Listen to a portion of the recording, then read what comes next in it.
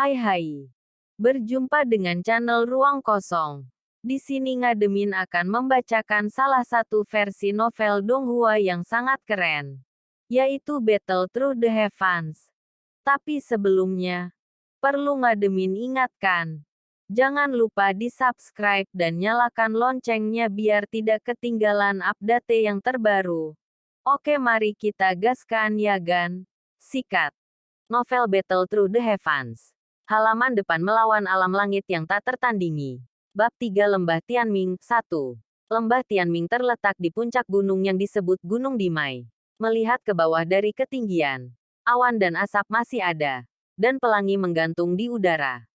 Gunung ini terbagi menjadi beberapa lapisan yaitu Star Terrace, Competition Field, Promotion Hall, dan Doji Palace yang memiliki keunikan tersendiri.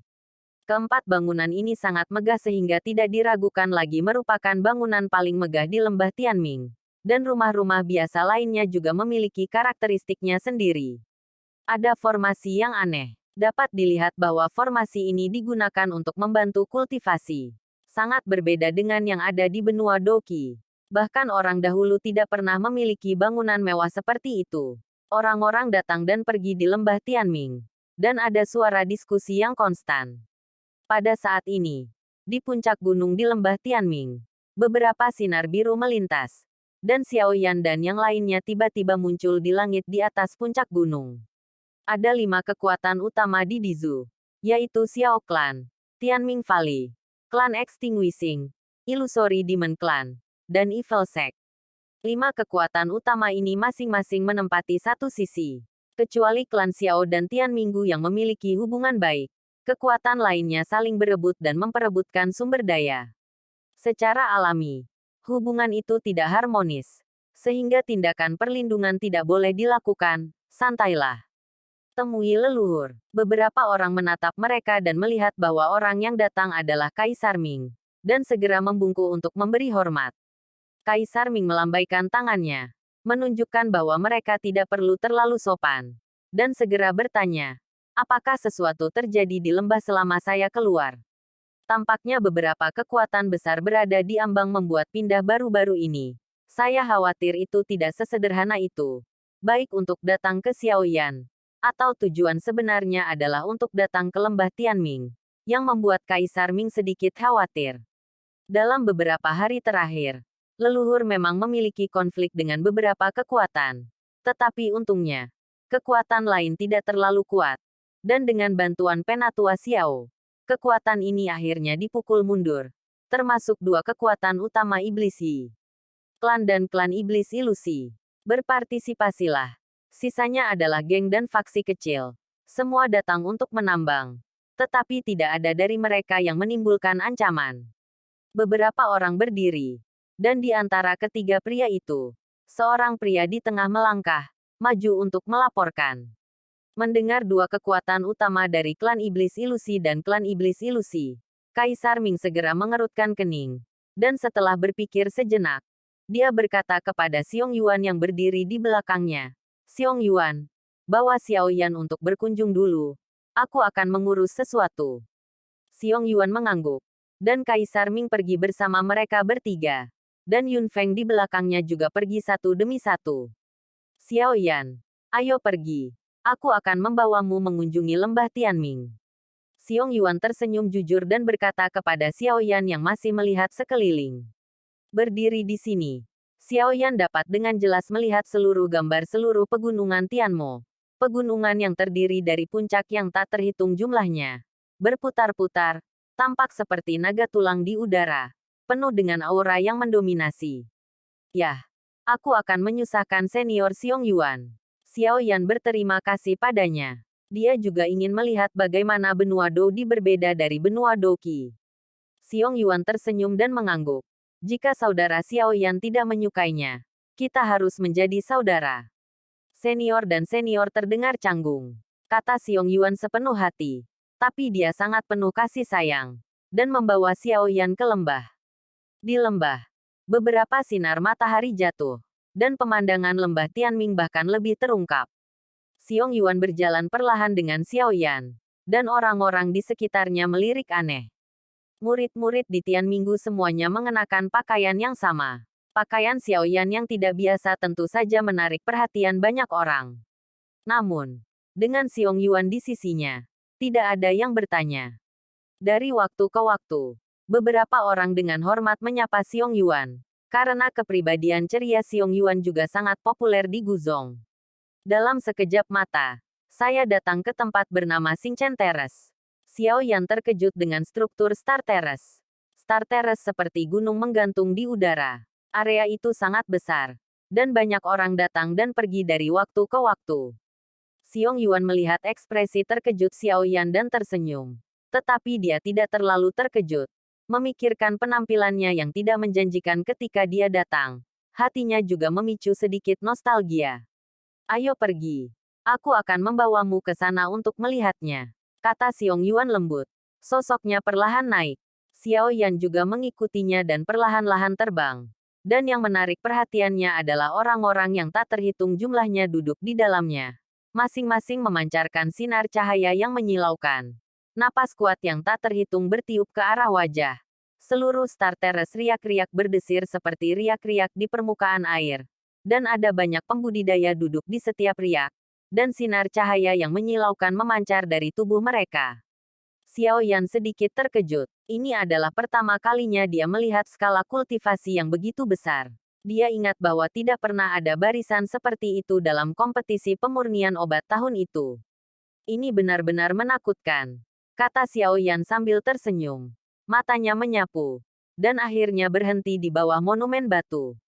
3 karakter besar, teras Xingchen, yang bersinar dengan kecemerlangan aneh muncul di mata Xiao Yan. Kemudian, saat Xiong Yuan melangkah ke platform bintang, energi aneh membanjiri langit, dan Douqi di tubuhnya sebenarnya mengalami sedikit peningkatan fluktuasi. Novel Battle Through the Heavens. Halaman depan melawan alam langit yang tak tertandingi. Bab 3 Lembah Tianming, 2. Teras Xingchen adalah tempat para murid di Lembah Tianming untuk berlatih. Setiap murid memiliki wilayahnya masing-masing. Orang luar tidak diperbolehkan masuk dengan mudah. Begitu mereka masuk, mereka akan mengganggu para praktisi. Dan tentu saja akan ada perselisihan. Tentu saja, jika kekuatanmu cukup, praktisi yang luar biasa, tentu saja tidak ada yang berani bergosip. Teras Xingchen pergi dari luar ke dalam. Dan semakin kuat kekuatannya, semakin dalam. Teras Xingchen juga merupakan bangunan penting di Lembah Tianming. Xiong Yuan memperkenalkan Xiao Yan. Teras Xingchen dibagi menjadi 12 lapisan. Bahkan Kaisar Ming tidak berani tinggal di tengah. Biasanya, dia akan keluar setelah paling lama 1 jam. Dapat dilihat betapa menakutkannya energi di lapisan terdalam. Xiao Yan dan yang lainnya berada di lapisan terluar, tidak terpengaruh. Kakak senior Xiong Yuan, dapatkah Anda memberi saya beberapa petunjuk? Saya tidak begitu mengerti teknik bertarung ini. Sama seperti Xiao Yan mengikuti Xiong Yuan untuk melihat pemandangan di sekitarnya. Seorang pemuda tak berdaya berjalan menuju Xiao Yan dan keduanya, mereka, datang. Dengan temperamen Xiong Yuan, tentu saja dia tidak akan menolak. Di Lembah Tianming, selama tidak ada hubungan permusuhan dengan Xiong Yuan, mereka suka mencari Xiong Yuan. Dan karena Xiong Yuan dipromosikan menjadi Kaisar Dou Bintang 2, mereka yang sedikit tidak puas dengannya di masa lalu memiliki juga menjadi sedikit lebih kagum. Xiong Yuan tersenyum, mengambil gulungan itu di tangan pemuda itu, melihatnya tanpa berpikir, dan kemudian menunjukkannya kepada pemuda itu, dan dengan sabar menjelaskan poin-poin utama kepada pemuda itu. Xiao Yan memandang Xiong Yuan dan tidak bisa menahan senyum. Dia sangat menyukai temperamen Xiong Yuan. Selain instruksi Xiong Yuan, Xiao Yan berjalan sendirian untuk menyaksikan pemandangan Xingchen Terrace. Hei, nak, ini wilayahku. Keluar dari sini untukku. Dan selangkah lebih dekat, dan aku akan mematahkan kakimu. Xiao Yan berjalan, tetapi dia tidak memperhatikan di mana dia berdiri. Seorang pemuda dengan wajah garang melihat Xiao Yan, yang melihat ke kiri dan ke kanan, berjalan ke area latihannya, dan meraung dengan marah. Nama pemuda ini adalah Wu Yong, dan dia keluar dari. Dia terkenal karena mendominasi, dan kekuatannya tidak lemah. Dia telah mencapai tahap tengah Kaisar Dou Bintang 1. Menurut perkiraannya, dia akan dapat maju ke Kaisar Dou Bintang 2 dalam beberapa menit, ratusan tahun. Xiao Yan tidak bereaksi terhadap pelecehan seperti itu. Tapi sepertinya dia tidak mendengarnya. Xiao Yan tahu bahwa dia telah memasuki situs kultivasi orang lain. Mengingat perkenalan Xiong Yuan barusan, dia berbalik dan hendak pergi. Tepat ketika Xiao Yan hendak pergi, pemuda yang duduk di kejauhan tiba-tiba berdiri. Ekspresi cemberut di wajahnya. Menatap punggung Xiao Yan. Dan berkata dengan dingin, apakah kamu tidak mendengar apa yang saya katakan? Xiao Yan perlahan berbalik saat mendengar kata-kata pemuda itu. Aura pemuda ini tidak bisa lepas dari penyelidikan kekuatan jiwa Kaisar Xiao Yan. Menurut informasi yang disampaikan kepadanya oleh Kaisar Ming, pemuda ini seharusnya berada di tengah panggung Kaisar Dou Bintang 1. Xiao Yan diam-diam menebak dalam hatinya. Kenapa aku harus mendengarkanmu? Xiao Yan mengangkat alisnya dan berkata dengan ekspresi yang sama. Pria muda itu tidak bisa membantu tetapi terkejut ketika dia melihat ekspresi tenang Xiao Yan. Di lembah Tianming, siapa yang akan begitu tenang setelah dipanggil olehnya seperti ini? Ada pandangan aneh di sudut mulut pemuda itu. Dia ingin melihat kekuatan macam apa yang dimiliki pemuda berpakaian hitam di depannya yang memberinya kepercayaan diri untuk berbicara dengannya. Kamu cukup agresif. Kamu baru di sini, bukan? Kamu masih sangat keras kepala ketika kamu masuk ke wilayahku. Kamu tampaknya sangat kuat, anak sombong. Apakah kamu punya nyali untuk membahasnya? Pria muda itu menunjuk ke arah Tian Yizi. Sangat mendominasi. Xiao Yan hanyalah Kaisar Dou Bintang 1 biasa pada tahap awal. Di matanya, dia seperti semut tanpa ancaman. Mendengar kata-kata pemuda itu, Xiao Yan memancarkan sedikit ketidaksenangan di matanya. Tetapi tidak ada rasa takut. Melihat pemuda arogan di depannya, darah di tubuhnya mulai mendidih. Berkelahi. Dia tidak bertarung. Sepuas hatinya untuk waktu yang lama. Xiao Yan juga ingin mencoba pertempurannya sendiri. Setelah puluhan tahun berkultivasi di benua itu, level apa yang dia capai, dan kekuatan seperti apa yang dia miliki di tahap tengah Wan Kaisar Bintang Dou. Hati Xiao Yan langsung memicu keinginan untuk bertarung. Dan ada senyum aneh di sudut mulutnya saat dia mengangguk. Pria muda itu tertawa terbahak-bahak. Haha. Bocah yang sombong. Dia berani menjadi sangat sombong di tahap awal 1 bintang. Lalu biarkan kamu melihat apa kekuatan kaisar yang bertarung dengan 1 bintang di tahap tengah. Xiao Yan tersenyum. Mengangkat bahu. Merentangkan tangannya. Dan berkata dengan ragu. Tapi, sepertinya dikatakan bahwa pertempuran dilarang di tempat ini. Kan? Itu tidak bisa dilakukan di sini. Dapatkah dikatakan bahwa itu tidak bisa lebih baik daripada bidang uji? Pemuda itu melirik Xiao Yan. Ikutlah denganku jika kamu memiliki sesuatu. Sosok itu segera hanyut. Xiao Yan secara alami tidak mau ketinggalan. Dan mengikuti dengan kecepatan yang sangat cepat. Tubuh api aneh Xiao Yan sebanding dengan tubuh Jenderal Dodi. Dalam sekejap, Xiao Yan menyusul pemuda itu. Ekspresi terkejut melintas di mata pemuda itu. Dan wajahnya menjadi dingin dan terbang dengan cepat. Xiao Yan tidak punya pilihan selain mengikuti di belakang pemuda itu. Dia masih tidak tahu bagaimana menuju ke arena ujian. Melihat Xiao Yan dalam posisi yang kurang menguntungkan, wajah pemuda itu memancarkan sedikit kebanggaan. Jika dia ingin tahu bahwa Xiao Yan tidak menggunakan semua kekuatannya, dia mungkin tidak bisa bangga. Sebuah lapangan kompetisi besar muncul di depan mata Xiao Yan. Kedua belah pihak mendarat dan segera mendaftar. Keduanya datang ke tengah lapangan kompetisi. Dan pertempuran akan pecah. Panggilan. Novel Battle Through the Heavens. Halaman depan melawan alam langit yang tak tertandingi. Bab 3 Lembah Tianming 3. Paksaan datang luar biasa. Membuat udara di sekitarnya tampak terkuras. Membuatnya sulit bernapas.